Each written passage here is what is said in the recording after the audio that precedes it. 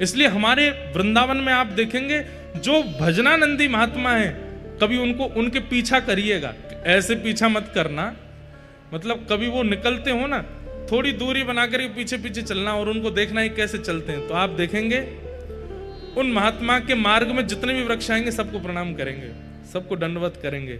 दो बातें इसके पीछे भी, पहली बात कि ये कोई वैष्णव हैं, इनको प्रणाम करेंगे तो इनकी कृपा हम पर होगी, हमारी भक्ति बढ़ेगी। और दूसरी बात, हम अभी राधा रमन जी दर्शन करके आए हैं, अब ये वृक्ष तो भीतर नहीं जा सकता, पर हमें दर्शन का जितना पुण्य मिला स्पर्श करके हम थोड़ा इनको दे देते हैं, ताकि इनको भी अनुभव हो जाए कि भीतर ठाकुर जी कैसे हैं। और बड़ी भावना है बंधुओं, कहां तक कहें। तो पूतना मर्दन लीला के माध्यम से ठाकुर जी ने गैयाओं को दर्शन कराया। ऐसे गौ पालक गोपाल जी को हम बारंबार प्रणाम करते। धीमे धीमे ठाकुर जी नैकौर बड़े हैन लगे। 3 महीना के ठाकुर जी भये, जैसे ही करवट बदली महाराज, करवट उत्सव मनाया यशोदा मैया ने, सब ब्रजवासी आए, भगवान को आनंद कराने लगे। गदमदरा से लाला हैं, खूब हाथ पांव मोटे ताजे हैं, कोई गोपी गाल खींचे, कोई गोपी हाथ खींचे, कोई गोपी पाम खींचे। अच्छा एक बात बताएं, देखो हमारी कथा या तो आप ध्यान पूर्वक नेत्र खोल के सुना करो या फिर नेत्र बंद करके सुना करो, बस सो मत जाइयो। पतो चली नेत्र बंद किए कि लुढ़क गए। महाराज जी आप ही बोले थे। नेत्र खोल करके सुनेंगे तो हमें मत देखो, लीला का चिंतन करो, जो बता रहे हैं वो लीला कैसी है। और अगर देख करके वो लीला नहीं प्रकट होती तो नेत्र बंद करके जो शब्द सुनते हो उस लीला का चिंतन करो। अब देखो ठाकुर जी कैसे हैं, गदमदरास हैं, खूब मोटे ताजे हैं ठाकुर जी, 3 महीना के लाला हैं। जैसे कभी फेविकॉल होता है ना, बड़े ड्राम वाला फेविकॉल, वो बड़ी सी किसी पात्र से ऐसे उसको निकालो तो ऐसे जेली जेली सी टपकती रहती है ना उसमें से, ऐसे ठाकुर जी के गाल है, बैठा दो तो यूं लटक जाते हैं नीचे। ठाकुर जी के हाथ उठाओ तो यहां से यूं लटकते हैं। महाराज गदमदरा से लाला है, इतने प्यारे लगते हैं कि क्या कहें। उसमें भी यशोदा मैया वस्त्र नहीं पहनाती लाला को। क्या पहना में, बोले कंठ में ने एक सुंदर सी सोने की आभूषण पहना दिए, बीच में यहाँ बगनखा पहनो है, एक माला पहनी है, एक कौंधनी पहनी है, पामन में सोने के कड़ूला हैं, हाथन में बस इतना ही श्रृंगार है लाला को। वस्त्र नहीं पहनते ठाकुर जी, स्वर्ण आभूषण पहन करके।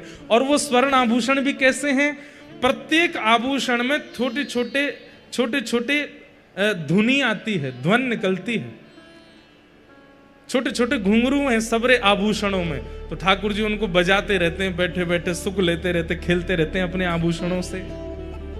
ऐसे मैया ने आभूषण बनवाए। नील वर्ण के ठाकुर जी हैं, और जैसे ही गोपियां आकर के लाला के ऐसे गाल पकड़ करके नेक खींचे, सो गाल लाल पड़ जाते हैं, तो ऐसा लगता है नील सरोवर में कमल प्रकट हो गए हों। और जहां जहां गोपियां पकड़ती हैं लाला को, नेक पकड़ करके खींचे तो वहां वहां गुलाबी हो जाते हैं। तो नील सरोवर तो श्याम सुंदर, और गुलाबी गुलाबी उनमें पुष्प प्रकट है गए हों, देख करके गोपियों का मन हरण हो जाता है। लेकिन गोपियों को तो सुख मिलता है, ठाकुर जी रोने लगते हैं। कोई गाल खींच रहा हो, कोई हाथ खींच रहा हो, कोई पाम खींच रहा हो। तो मैया लाला को उठा करके ले जाती है, एक बैलगाड़ी के नीचे सुवाए दे। सब रे आए करके छेड़े मेरे लाला, यहां सोवे को लाला।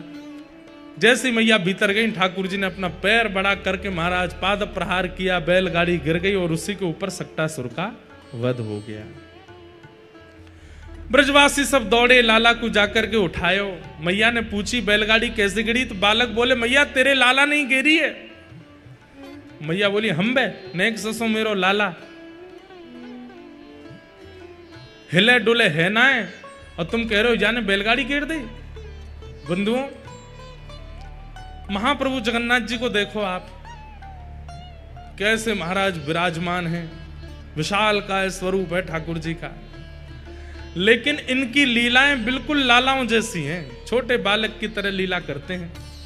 रथ यात्रा में जब निकलते हैं ठाकुर जी, तो हम लोगों को तो बाहर पहुंडी दिखती ठाकुर जी की, आगे पीछे ऐसे घूमते हैं, लेकिन जहां कैमरा भी नहीं जा पाते भीतर, हमको सब सेवायत जन बताते हैं, बोले कि महाप्रभु जगन्नाथ जी जब ऊपर से नीचे आते हैं श्री मंदिर से, तो जितनी सीढ़ी हैं उन पे खिसक के नहीं आते हैं। तो कैसे आते? बोले कूद कूद के आते हैं। एक सीढ़ी कूदते हैं, फिर दूसरी सीढ़ी पे कूदते हैं, फिर तीसरी सीढ़ी पे कूदते हैं। और जब महाप्रभु जगन्नाथ जी कूदते हैं तो जैसे पत्थर के नीचे गिरने पर धमक होती है, ऐसी धमक होती है। मान जाते हैं भैया, हमारे जगन्नाथपुरी के पंडा पुजारियों जैसी मेहनत पूरे भारत में किसी मंदिर में नहीं है। इतनी मेहनत करते हैं, लेकिन मन में भाव आता है 500, 600, 700 पुजारी लग करके सेवा करते हैं, तब महाप्रभु जी की सेवा होती है। अकेली यशोदा मैया लाला को कैसे संभालती होगी? ऐसे महाप्रभु जी, यशोदा मैया गोद में लेकर के लाला को दूध पिला रही है। दूध पीते पीते ठाकुर जी ने चिंतन किया, अरे तृणावर्त आ रहा है बवंडर के रूप में। सो ठाकुर जी बोले, जे मोकू उड़ा के ले जाएगो, और अगर कहीं मोकू उड़ा के ले गए और मैं मैया को दूध पीता रहे तो मैया को भी उड़ा ले जाएगो, और मैया कहीं उड़ के आकाश में गई तो मैया के सामने मैं कैसे मारूंगा याकू? ऐसो कछु करना पड़ेगा कि मैया कहीं दूर जाए मुझे छोड़ करके, तभी मैं ऊपर जाके याकू मार के आऊंगा। आंगन में यशोदा मैया दूध पिला रही है लाला को। पीते पीते ठाकुर जी ने अपना इतना वजन बढ़ा लिया, इतना वजन बढ़ा लिया कि मैया बोली, हाँ मेरे तो ऐसा लगे कि पामन में खून रुक गो है।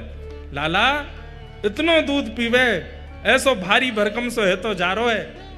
मोह तो यूं लगे कल को बड़ो है जाएगा, 4 आदमी उठावे को लगेंगे। ठाकुर जी मनी मन सोच रहे होंगे, हाँ मैया जगन्नाथ रूप में जई होएगा, 4 आदमी उठावेंगे तभी उठूंगा मैं, उठूंगा ही नहीं तो। 2 लोगों को आदमी लगते हैं उठाने के लिए, या तो वयोवृद्ध को या खूब सारे खूब तगड़ा हो उसको लोग लगते, भाई उठो बैठो, अब लेट जाओ, अब डोल जाओ।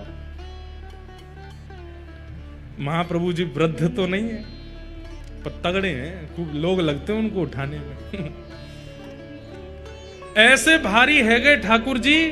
यशोदा मैया लाला को पकड़ के खींच रही, लाला बस कर, अब मत पीवे दूध, इतना दूध पी लियो कि भारी है गो पूरा। ठाकुर जी तो जिद कर रहे हैं, अभी बोलना जाने ना है, बैठनो भी थोड़ा थोड़ा सीखें, चलनो भी ना जाने। बार बार मैया के पयोधर को पकड़ लेते हैं, और पीऊंगो और पीऊंगो। मैया ने खींच करके बोले, इतना दूध पी के अपच है जाएगी। ठाकुर जी को दूर खींच करके लेटाए दियो, और मैया दूर जाएगी। बोले बैठी रहूंगी तो आते रहेगो मेरे पास के दूध पिबाओ। तो मैया दूर चली गई। ठाकुर जी बोले, हो गई योजना पूरी, अब गई मैया, अब आ जा तृणावर्त। इतने में ही तृणावर्त बवंडर बनता हुआ जैसे ही नंद भवन में पहुंचा, ठाकुर जी को जैसे ही आकाश में उड़ा करके ले गया। नीचे तो ठाकुर जी गोपाल, आकाश में जाकर के ठाकुर जी ने अपने हाथ पांव सबरे सीधे के बोले, आ दारी के तो बताऊं। तृणावर्त को गर्दन पकड़ करके महाराज आकाश से ही पृथ्वी पर पटक दियो। यहां ब्रजवासियों को लगी, अरे हौआ आयो, उसको हमारे यहाँ हौआ बोलते हैं, वो जो बवंडर आता है ऐसे, हमारे यहाँ ब्रजभाषा में वो कहते हैं हौआ आगो। तो सबरे ब्रजवासी बोले, हौआ आगो, लाला को लेके चलोगो आकाश में।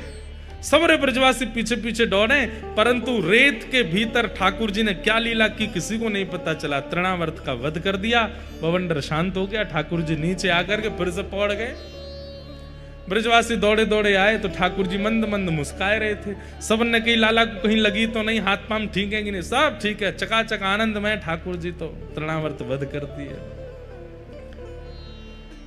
सक्टासुर का वध किया, पूतना का वध किया, तृणावर्त का वध किया। और अब ठाकुर जी धीरे धीरे 1 साल के हैं लगे हैं।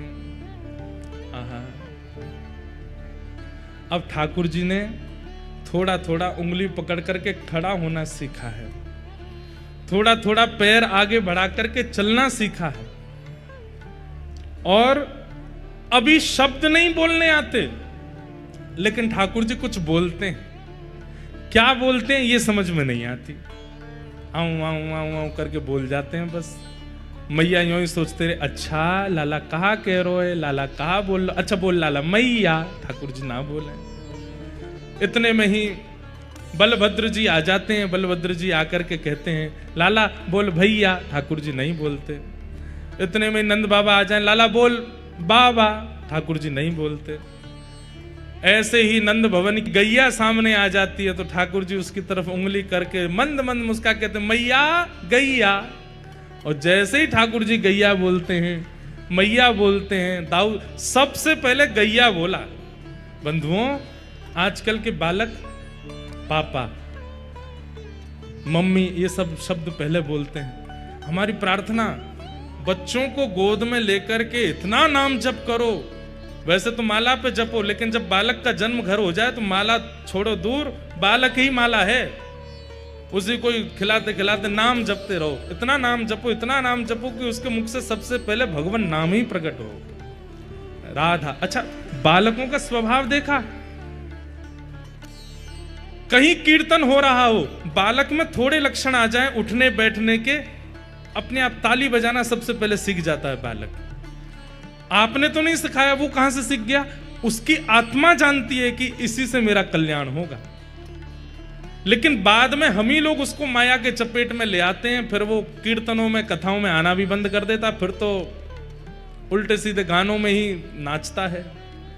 लेकिन बालक अपनी बाल अवस्था में कीर्तन में अति रुचि पाता, उसको बहुत अच्छा लगता है। क्यों? क्योंकि उसके भीतर की अंतरात्मा जानती है कि इसी से मेरा उद्धार होगा। ठाकुर जी ने गैया सबसे पहले कहा है। होए सो हाय सो, होए सो चटक मटक सो ठाकुर, तीनों लोकन हूँ मैं नाए। सो चटक मटक सो ठाकुर, तीनों लोकन हूँ मैं नाए। बीच वारी गली बिचारी पहले ते और चौड़ी है गई है, बैठ जाओ। वैसे एक बात कहें हम आपको, हमें कभी कभी मन होता है कि आप लोगों की हम भलाइयां ले लें। क्यों? आप लोग इतना संघर्ष करके कथा सुनते हैं, पहले से आके बैठ जाएंगे, बाद में जाएंगे, जहां जगह मिलती है वहां बैठ जाते हैं। और हमारे तो चलो फिर भी हवा थोड़ी पास होती रहती है, सफोकेशन नहीं होती। आप लोग जहां बैठते हैं वहां इतने लोग होते हैं तो सफोकेशन भी होती होगी। प्यास लगे बेचारे, पानी, कई लोग प्यास लग रही होती है तो भी बैठे रहते हैं, बोले अब उठ के जाएंगे तो जगह नहीं मिलेगी, तो बेचारे बैठे रहते होंगे। कई लोगों को शंका निवृत्ति के लिए भी जाना पड़ता होगा, लेकिन वो भी बेचारे थाम करके बैठे रहते हैं कि अब क्या करें, उठ के जाएंगे तो फिर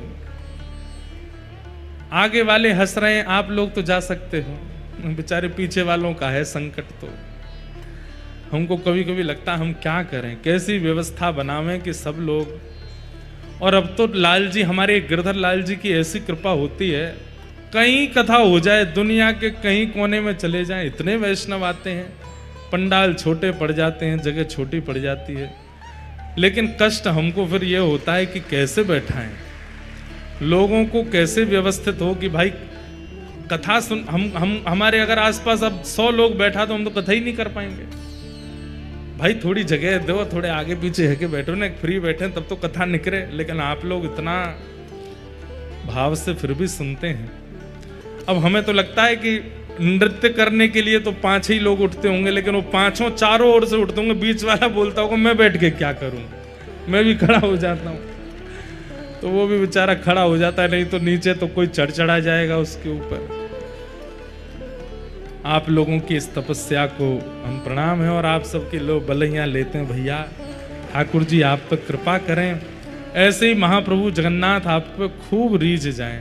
कभी कभी मुझे लगता है अगर हम तो सामान्य वक्ता हैं, हमारे मन में ये भावना आती है, जब आप मंदिर दर्शन करने जाते होंगे तो वहां पे भी कितना भवका रहता है मंदिर में अंदर, कितने लोगों की गर्मी।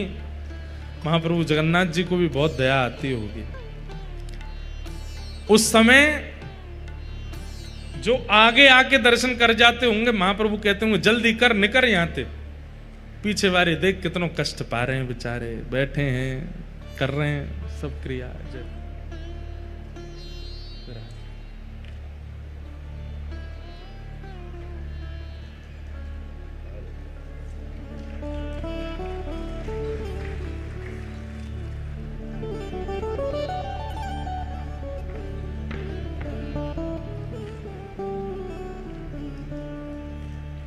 ठाकुर जी ने ऐसी लीला की, धीरे धीरे ठाकुर जी बड़े होने लगे, मधुर मधुर ठाकुर जी बाल लीलाएं करने लगे। हमारे जगन्नाथ महाप्रभु आ तो गए उड़ीसा, लेकिन यहां पे भी इनकी बाल अवस्था गई नहीं। एक दिन महाप्रभु जगन्नाथ जी बैठे थे तो भगवान के परम भक्त श्री माधवदास जी पहुंचे भीतर, दर्शन कर रहे थे। तो भक्त तो पहचान जाते हैं कि ठाकुर जी का मुख मुरझा रहा है, थोड़े उदास लग रहे हैं। माधवदास जी बोले, जय जय, आज आप इतने उदास क्यों लग रहे हैं? इतने संकट कष्ट में आप क्यों हैं? सब लोग बैठ जाओ, जो भी खड़े हैं सब लोग बैठ जाओ, जहां जगह मिले वहीं बैठ जाओ। माधवदास जी बोले, प्रभु आप इतने हमको कष्ट में क्यों लग रहे हैं?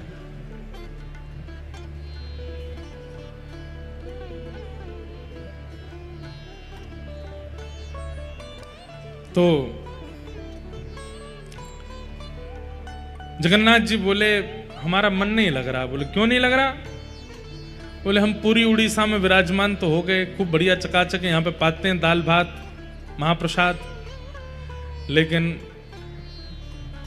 बचपन में जो हम लीला करते थे वो सब यहां नहीं कर पा रहे। बोले, क्या नहीं हो रहा? बोले, चोरी नहीं कर पा रहे, हम चोरी करने का मन हो रहा। माधवदास जी बोले, धीरे बोलो, जगन्नाथ बोलते हैं लोग आपको। क्या बोलते हैं? जगन्नाथ। पूरे विश्व की रक्षा करने वाले को जगन्नाथ कहते हैं। नाथ का मतलब रक्षक। और आप जो यहाँ पे ऐसी अभी चोरी वोरी करने की बात कर रहे हो। ठाकुर जी बोले, भले ही हमारा नाम जगन्नाथ हो गया हो, पर स्वभाव कैसे छूटे? स्वभाव तो वही है हमारा। बहुत मन हो रहा है चोरी करने का। माधवदास जी बोले, तो फिर चले जाइए, क्यों, किसने रोका आपको? कर आओ चोरी। ठाकुर जी बोले, वो भी तो बात है, अकेले आनंद नहीं आता है, एक आध दो लोग हों साथ में तो सुख मिलता है। माधवदास जी बोले, बगल में सुभद्रा जी और ये बलभद्र जी हैं, इनको ले जाओ। बोले, रहने दो, फिर तो हम ऐसे ठीक हैं। क्यों? बोले, इनको लेकर के जाऊंगा तो फिर एक तो मुझसे खुद ही नहीं संभाला जाता अपने आप को, इनको क्या संभालूंगा फिर मैं? और बलराम जी हमारे वैसे ही क्रोधी हैं, चोरी में अगर पकड़े गए तो सीधा सर धड़ से अलग ही कर देंगे, उसका हत्या और हो जाएगी। और बल्कि बलराम जी तो ऐसे हैं, मैंने अगर इनसे कह दी कि चोरी करने जाना है तो पहले तो मुझे ही चार सुनाएंगे, और नेक्स्ट शर्म ना आवे, इतना बड़ो है गो, भगवान बन गो, सब तो को आके प्रणाम करें, फिर वो चोरी करनो ना छोड़ रहो, चार तो मुझे सुनाएंगे। और फिर उसके बाद चोरी करने का मन बना भी दूंगा तो बलभद्र जी बड़ देव हैं, इनको बड़े देवता माना जाता है। ये जगन्नाथ जी यहाँ पे कहते हैं कि जगन्नाथ जी अगर कोई काम पूरा नहीं कर रहे हो तो बलभद्र जी से कह दो, और ऐसा कह के कह दो कि जगन्नाथ जी देख लो हमारी सुन नहीं रहे, हे दाऊ दादा देख लो ये हमारी बात मान नहीं रहे, आपका काम उसी समय हो जाएगा, क्यों बड़े देव हैं।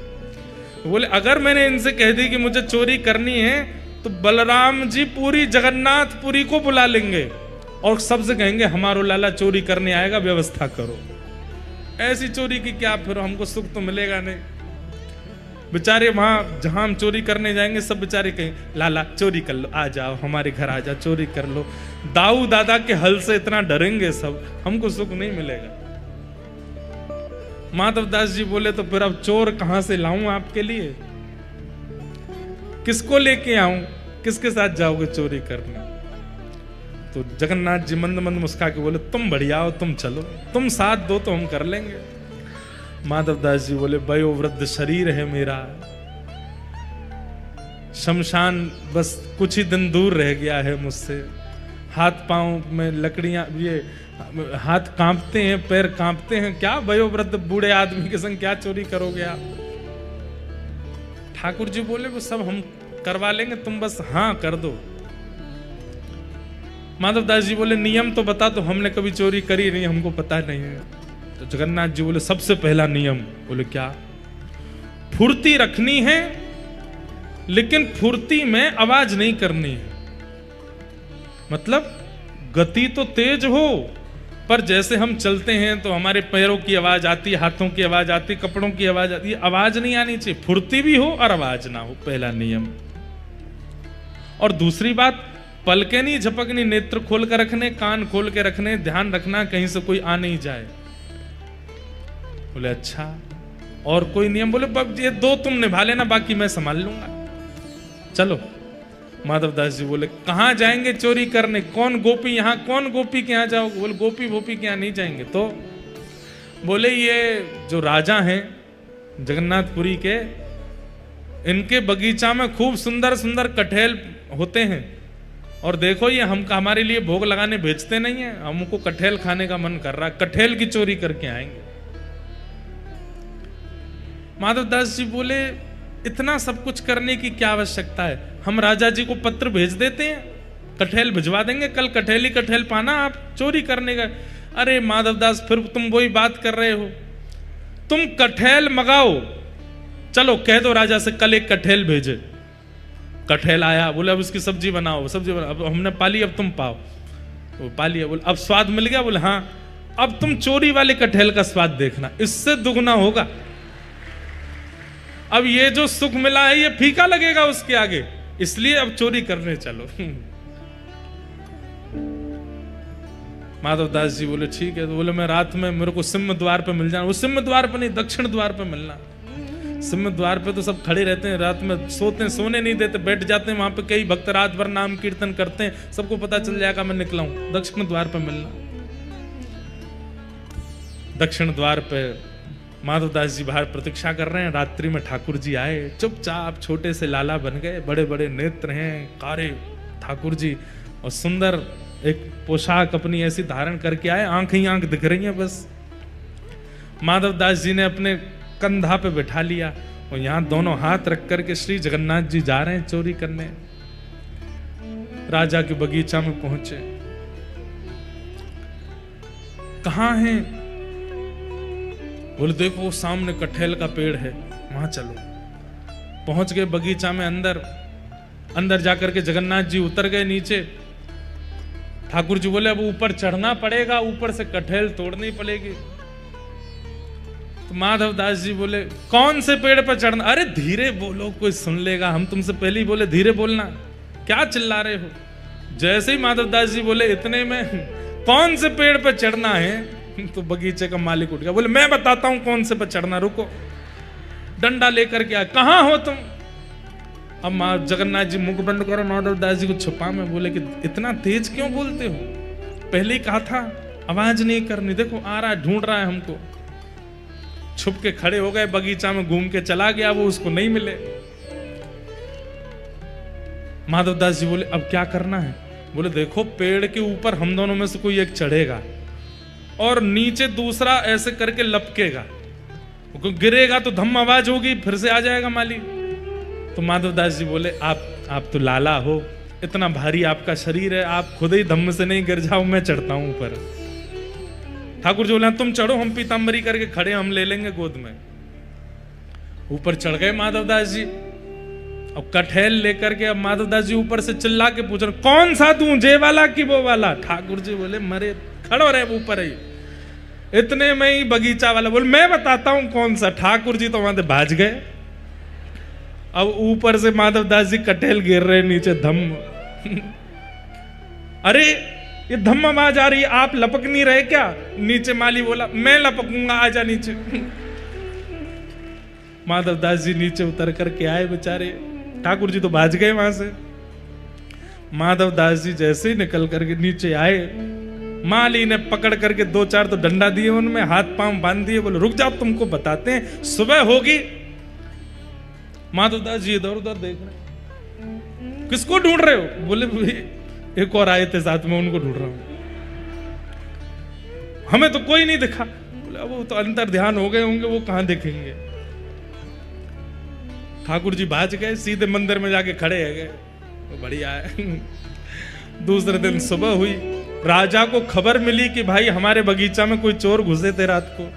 सुबह सुबह राजा बगीचा घूमने आता था, तो जैसे ही बगीचा में आया तो देखा माधव दास जी पेड़ से लटके पड़े हैं।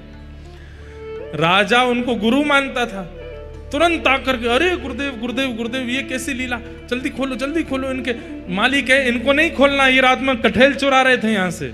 अरे हमारे गुरुजी हैं, खोलो इनको। तुरंत खोला, माधव दास जी के नेत्र सजल हैं। राजा बोले भगवान गुरुदेव ये कैसा कौतुक, आप मुझे बोल देते, मैं आपने परसों भी तो मंगवाया तो मैंने कटहल भिजवाया, आप और इच्छा थी तो मैं और भिजवा देता। माधव दास जी बोले हमारा शरीर देख करके तुमको लगता है कि हम कटहल खाते होंगे? हमारे अंग में कहीं भी आपको ऐसे लक्षण दिखते हैं? हमारी जीवा इतनी चटोरी होगी कि हमको कटहल की इच्छा हो? तो बोले हमारी जगन्नाथपुरी में सबसे चटोरे कौन हैं? बोले कौन है? बोले सबसे ज्यादा स्वादिगर एक ही है, महाप्रभु जगन्नाथ। उनकी इच्छा हो रही थी कि भैया बहुत बड़े हैं गए, हमने चोरी नहीं करी, तो चोरी करने के लिए आपके बगीचे में आए थे, कटहल की चुराई करने के लिए हमको ऊपर चढ़ाया, सबरी बात बताई और बोले वो तो भाग गए, इसने हमको पकड़ लिया। राजा के नेत्र सजल हो गए, चरणों में गिर गए, बोले मैं कितना बड़ा भाग्यशाली हूं, महाप्रभु जगन्नाथ मेरे बगीचे पर चोरी करने आए। और उसी दिन पूरा बगीचा महाप्रभु जगन्नाथ जी के ही नाम कर दिया। बोले अब ये महाप्रभु जी का ही है, अभी हमारा नहीं है, अब यहां जो भी सामग्री सब महाप्रभु जी की। माधव दास जी बेचारे स्नान ध्यान करके निकले, समुद्र प्रणाम करने जाते थे रोज भोर में। जैसे ही समुद्र प्रणाम करने गए, सोई दूर देखा कालिया ठाकुर ऐसे ऐसे चलते आ रहे हैं। माधव दास जी बोले बहुत बढ़िया, भाज गए थे रात को? बोले हम तो नहीं भाजे, तुम चिल्ला क्यों रहे थे ऊपर पेड़ पे से? तो बोले तो तुम्हारी इच्छा पूरी हो गई, चोरी करनी है, चोरी करनी है, एक कटहल हाथ नहीं पड़ा आपके। बोले अब क्या करें? बोले चिंता नहीं करो, आप तो भाज गए थे, पर हम देखो रात में पिटे बंधे पूरा बगीचा आपके नाम करवा के आ गए, लो अब जाओ खूब प्रेम से कटहल पाओ। ठाकुर जी बोले माधव मन की मन में ही रह गई। बोले क्या चोरी भाई नहीं? बोले तुम्हारे हाथ जोड़े, तुम खुद ही देख लेना कब करनी है। तो आज भी जगन्नाथ महाप्रभु की इच्छा पूरी भई नहीं है चोरी करने की। है कोई अगर तो करो ऐसी व्यवस्था कि कभी महाप्रभु जी आवे और चोरी कर ले जाएं आपके घर से कछु। बंधुओं, अपनी बगीचे के पुष्पों को इसी भाव से तैयार करो, अपने बगीचे के सुंदर फलों को भी इसी भाव से तैयार करो, अपने घर की सब सामग्री को इसी भाव से तैयार करो कि कभी महाप्रभु जी की इच्छा पूरी हो जाए, कभी उनका ये भाव पूरा हो जाए, वो हमारे घर आवे। चाहे ठाकुर जी कितनी भी दूर चले जाएं वृंदावन से, पर वृंदावन की स्मृति ठाकुर जी के संग ही रहती है। वृंदावन की लीला ठाकुर जी कहीं नहीं छोड़ते। श्रीनाथ जी चोरी करते हैं, हमारे जगन्नाथ जी चोरी करते हैं, वहां द्वारिकाधीश चोरी करते हैं। बद्रीनाथ भगवान बेचारे वो तो तपस्या में, वो कर नहीं रहे, पर करते तो वो भी होंगे, छोड़ नहीं सकते। ऐसे हमारे महाप्रभु जगन्नाथ, कैसा अनुग्रह है ठाकुर जी का अपने भक्तों के ऊपर। कभी कभी हमें लगता है कि आज भी अनुग्रह ठाकुर जी करते हैं, आज भी लीला महाप्रभु जगन्नाथ कर रहे हैं, पर हमें अभी पता नहीं चल रहा है। हमारे जब समय निकल जाएगा तब कोई भक्त की गाथा निकलेगी इस काल के, उसके ऊपर कृपा कर रहे होंगे अभी भी ठाकुर जी। तो इस प्रकार ठाकुर जी की बाल लीलाएं ब्रज में चल रही हैं। सब ब्रजवासियों ने कही कि कोई ना कोई राक्षस लाला के ऊपर आक्रमण करें। आज 2 वृक्ष गिर गए, नलकूवर मणिग्रीव ऊखल में बंधे थे ठाकुर जी। ब्रजवासियों ने कहा कि हमारे लाला पे इतने संकट आमे, अब हमें यहाँ गोकुल में नहीं रहना चाहिए, अब कहीं और चलो। और तब कहाँ गए? श्रीधाम वृंदावन को प्रस्थान किया है कि वनम वृंदावनम नाम पशव्यम नवकाननम। वृंदावन चलो, वृंदावन चलो, वहां जाकर के विराजेंगे और वहीं रहकर के लाला की सेवा करेंगे। किशोरी जी के हृदय से प्रकट हुआ है वृंदावन। इसीलिए वृंदावन रसामृत पद में गाया, श्यामा हृदय कमल सो प्रगट्यो। और जब किशोरी के हृदय से प्रकट हुआ तो किशोरी जी के हृदय की प्रकट कमल को ठाकुर जी देख करके प्रसन्न हो गए। तो श्याम हृदय को भाए, श्यामा हृदय कमल सो प्रगटो, श्याम हृदय को भाए, वृंदावन प्यारो वृंदावन। ठाकुर जी वृंदावन आकर के अति सुख में हो गए। बहुत प्रिय लगता है ठाकुर जी को वृंदावन। बंधुओं, कोई वृंदावन से अगर जगन्नाथपुरी आता है ना, एक बात कह दें आपको, इस बात को बताने के बाद हम ही वैसे संकट में पड़ जाएंगे, लेकिन फिर भी बता देते हैं। या तो आचार्य के साथ जगन्नाथ जी का दर्शन करो, या किसी ब्रजवासी के साथ ठाकुर जी का दर्शन करो। ब्रजवासी को संग लेकर के महाप्रभु जी का दर्शन करोगे, महाप्रभु जी बड़े प्रसन्न होते हैं। ब्रजवासी को देखने के लिए तो ये किस लिए विराज रहे हैं ऐसे, ये हाथ ऐसे क्यों हैं, मुख ऐसा क्यों है, हम कह सकते हैं हमारी याद में, हम ब्रजवासियों की याद में महाप्रभु जगन्नाथ जी पिघल गए। ठाकुर जी स्वयं सौगंध खाते हैं नंद बाबा की, और ये ब्रजवासी, और जब तक ब्रज में ब्रजवासी आते रहेंगे ये मेरे प्राण रहेंगे, चाहे ये जैसे भी हों ये मेरे प्राण ही रहेंगे। ब्रजवासी वल्लभ सदा मेरे जीवन प्राण, मुझे प्राणों से भी अति प्रिय हैं ये ब्रजवासी। आज भी महाप्रभु जगन्नाथ जी, हम भले ही खूब आनंद में उनके सामने जाते हैं, खूब नाचते हैं, खूब गाते हैं, लेकिन वो विरह में है। ये ठाकुर जी का विरह स्वरूप है।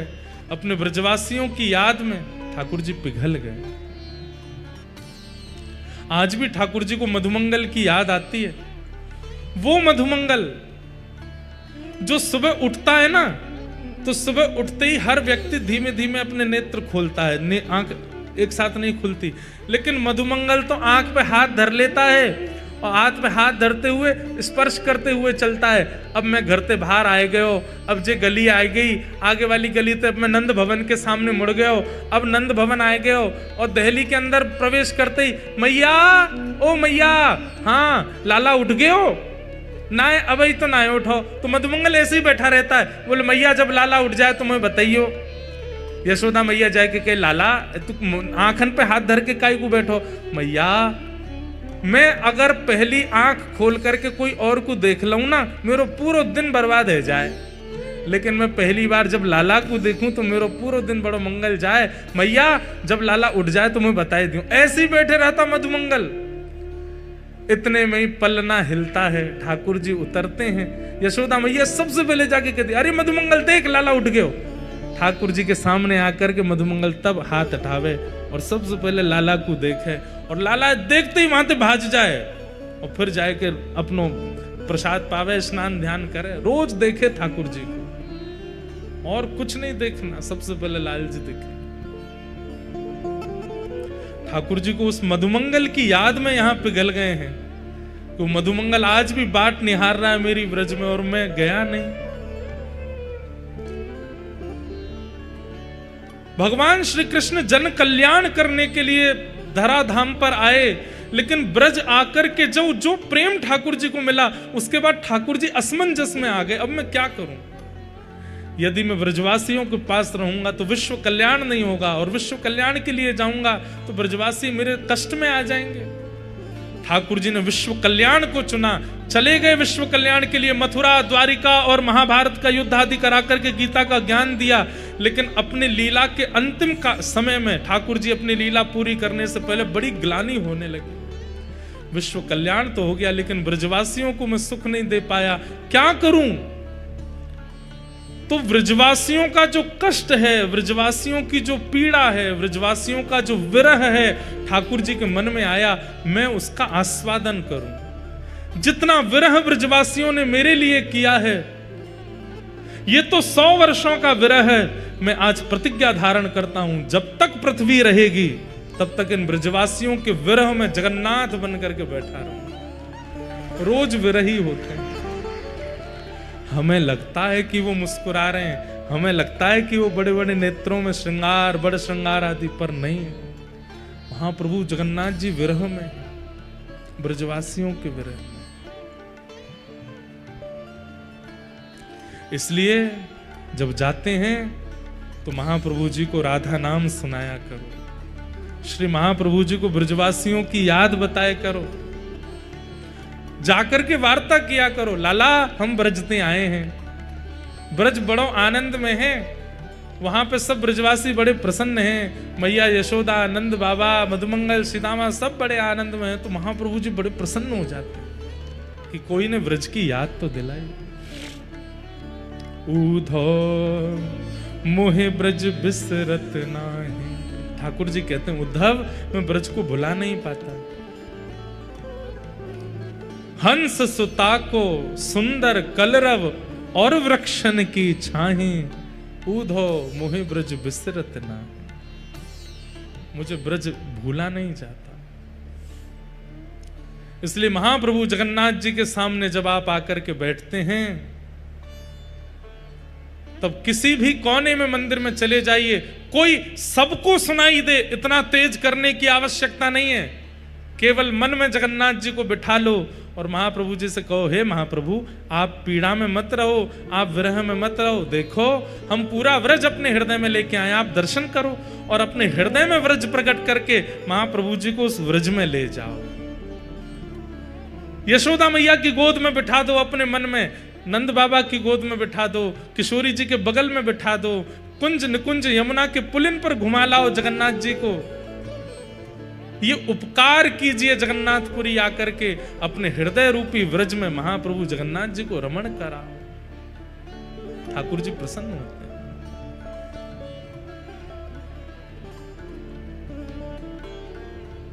बहुत याद आती है ठाकुर जी को। बंधुओं, जब आप वृंदावन जाते हैं ना, तो वृंदावन के एक एक गली मोहल्ला कुंज निकुंज सबका दर्शन करके अपने हृदय में उसकी स्मृति बना लो। ऐसी गली है, ऐसे आंगन है, ऐसे प्रसाद है, ऐसा मंदिर है, ऐसा उत्सव है, ऐसे ब्रजवासी हैं, ऐसी यमुना जी हैं, ऐसा ब्रजमंडल है। सबकी स्मृतियां अपने हृदय में, जैसे हम फोटोज खींच के लाते हैं, सोशल मीडिया पे अपने मित्रों को दिखाते हैं, घर के लोगों को दिखाते हैं, ऐसी सारी स्मृतियां हृदय में लेके आओ और प्रतीक्षा करो। अब जब भी अवसर मिले जगन्नाथपुरी जाने का और महाप्रभु जगन्नाथ जी के सामने आकर के वो सारी स्मृतियां जगन्नाथ जी को दिखाओ। ऐसी गली है, ऐसी यमुना जी हैं, ऐसे उत्सव हैं, ऐसे ब्रजवासी हैं, महाप्रभु जगन्नाथ जी प्रसन्न हो जाते। कोई ने मुझको व्रज की याद दिलाई है, कोई ने मुझको वृंदावन की याद दिलाई है, वृंदावन को स्मरण करायो।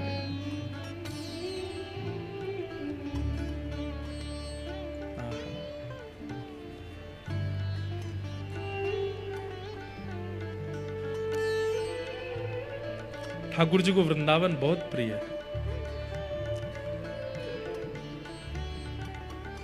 चरित्र आता है, आज से 500 साल पहले कोई वृंदावन से जगन्नाथपुरी दर्शन के लिए निकला और जैसे ही उनका वृंदावन से निकलना हुआ, यहां हजारों किलोमीटर दूर जगन्नाथपुरी में ब्रह्मवेदी पर बैठे महाप्रभु जगन्नाथ झूमने लगे।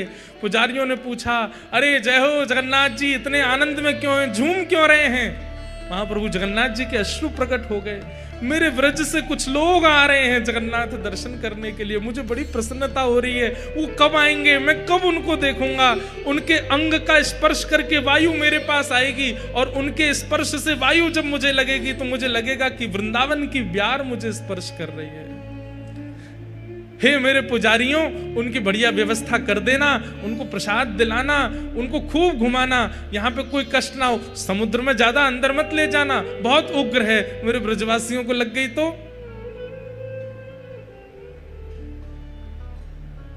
मेरे ब्रजवासियों को सुख देना, वो आ रहे हैं। महाप्रभु जी इतने प्रसन्न हो जाते हैं ब्रजवासियों के आने के भाव। इसलिए जगन्नाथपुरी आने का ये कोई शास्त्रीय बात नहीं, पर मैं अपने हृदय से कह रहा हूं, जगन्नाथपुरी अगर कोई बंबई से आ रहा है, दक्षिण से आ रहा है, उत्तर से आ रहा, कहीं से आ रहे हो, अगर संभव हो सके तो एक बार पहले वृंदावन चले जाओ और वृंदावन की स्मृति लेके फिर जगन्नाथ आओ। महाप्रभु जी को सुख देना है, अपने सुख समृद्धि के लिए आ रहे हो तो सीधे जगन्नाथ जी आ जाओ, लेकिन यदि ठाकुर जी को सुख देने आ रहे हो तो एक बार वृंदावन होकर के आओ। महाप्रभु जी को सारी स्मृतियां बता दो, महाप्रभु जी प्रसन्न हो जाते हैं। ठाकुर जी वृंदावन आए, वृंदावन आकर के भगवान ने अनेक लीलाएं की। सबसे पहली लीला ठाकुर जी ने ग्वाल बालों के संग बैठ करके छाक पाई है। छाक माने वन में ठाकुर जी गैया चराने जाते हैं और वहां ग्वाल बाल अपने अपने घर की सामग्री लेकर के आते हैं, सबकी सामग्री एक साथ लेकर के ठाकुर जी फिर उसको पाते हैं। महाप्रभु जगन्नाथ जी का महाप्रसाद सुनिए ध्यान से। एक पत्तल में एक व्यक्ति बैठ करके पा रहा है तो समझो कि वो महाप्रसाद पा रहा है, लेकिन एक ही पत्तल में 4 लोग बैठे हैं, कोई कहीं से दाल मां मिला रहा है, कहीं से चावल मिला के, तो ठाकुर जी बड़े प्रसन्न होते हैं, वाह मेरी छाक लीला है रही है, क्योंकि ठाकुर जी भी तो ऐसी छाक पाते हैं। महाप्रसाद झूठा नहीं होता, आप किसी के साथ भी बैठ के पा सकते हो, कभी भी पा सकते हो, कैसे भी पा सकते हो। आप जीभ से भी अगर कुछ स्पर्श कर लेंगे तो भी वो महाप्रसाद ही रहेगा, वो झूठा नहीं हो सकता।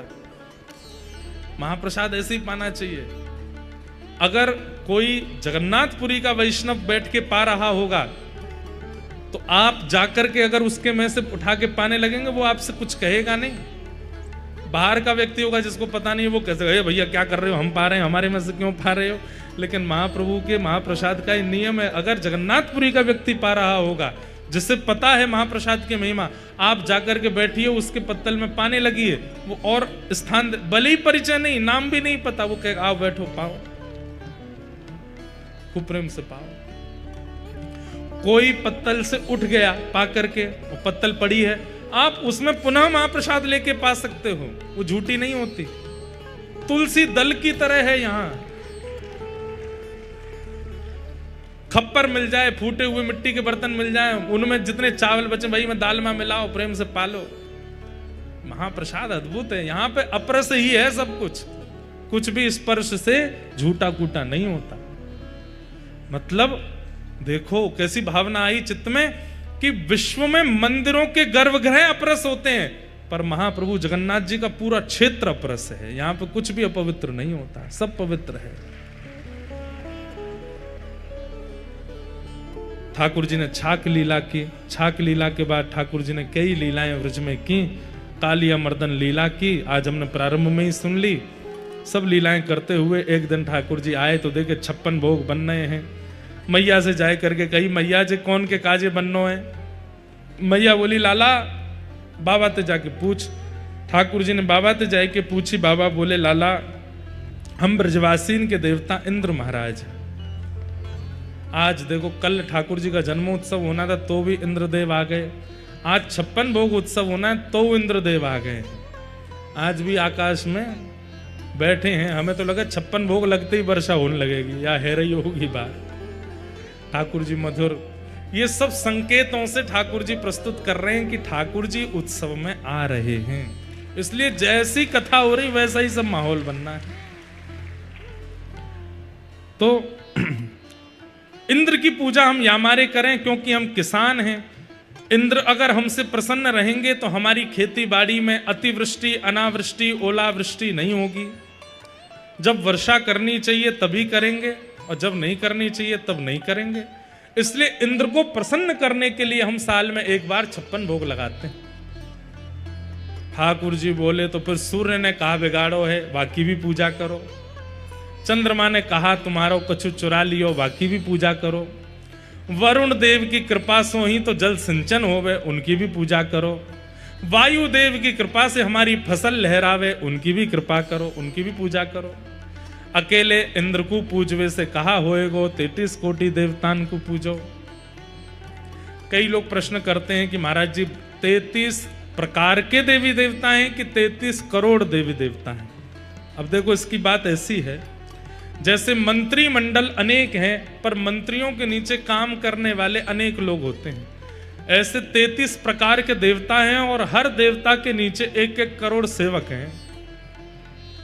तो अपने आप 33 करोड़ हो जाएंगे। तो इस असमंजस में मत पड़ो कि 33 प्रकार हैं कि 33 करोड़ हैं। हमारे तो एक ही हैं, देवों के देव, नाथों के नाथ जगन्नाथ। यही है, सबरे 33 कोटि इनमें ही बैठे हैं। इनसे ही प्रकट हैं, इनमें ही विलीन हैं। तो ठाकुर जी बोले 33 कोटि देवता हैं, सबकी पूजा करो, अकेले एक की पूजा से कहा चले को। लेकिन 33 कोटि देवतान को अगर प्रसन्न करना हो तो 33 कोटि देवता एकमात्र नारायण में विराजमान है, और वही नारायण हमारे व्रज में श्री गोवर्धन रूप में विराजमान है, उनकी पूजा करो। सब ब्रजवासी बोले लाला हमें कहां मिलेगो? बोले गिरिराज पूजोगे तो साक्षात गिरिराज धरण श्री गोवर्धन नाथ प्रकट है करके दर्शन देंगे। आपने इंद्र के कभी दर्शन नहीं किए होंगे, पर हमारे गिरिराज बाबा तो प्रकट है के दर्शन देंगे। सब चलो। और सब ब्रजवासी लाला की बात मान करके श्री गोवर्धन जा रहे हैं। सब ब्रजवासी अपनी अपनी बैलगाड़ियों में 56 भोग सजा करके लेकर के जा रहे हैं। महाप्रभु श्री गिरिराज धरण को भोजन कराने के लिए, प्रसाद पवाने के लिए, प्रसन्न करने के लिए आगे आगे कृष्ण बलराम चल रहे हैं और पीछे सब ब्रजवासी चल रहे हैं, नाचते गाते हुए जा रहे हैं। और वहां जाकर के 56 भोग सामग्री लगाई। श्री गिरिराज बाबा खूब प्रेम प्रसन्न मगन है करके प्रेम से भोग अरोग रहे हैं। आज श्री गिरिराज जी को प्रसाद अरोगने दें। गिरिवर धारण लीला ये कल के सत्र में हम करेंगे।